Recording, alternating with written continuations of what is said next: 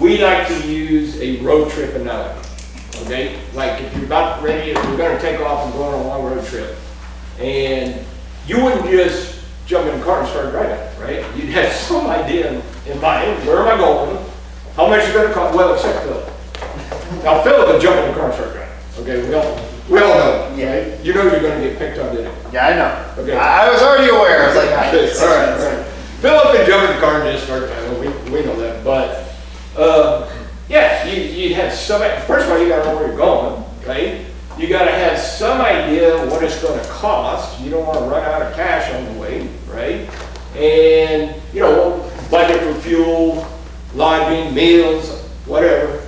But you also wouldn't take off until you knew your vehicle was ready for a long road trip, right? So you maybe do some maintenance on it, you change the tires, you do whatever, right? Well, this is no different from building a successful business. That's why I like to use the analogy, right? That it's a journey that requires vision, planning, and thoughtful execution. What I want you to think about is if you're going off on this long road trip, what I'm calling a road trip for your business, the vehicle you're driving is your business. Does that make sense? The vehicle you're driving is your business, so why would you just take off and start running with it? Well, what happens, unfortunately, it's the most common thing is because you're so excited when you first start your business, you're so excited to get going, you just jump in and start driving.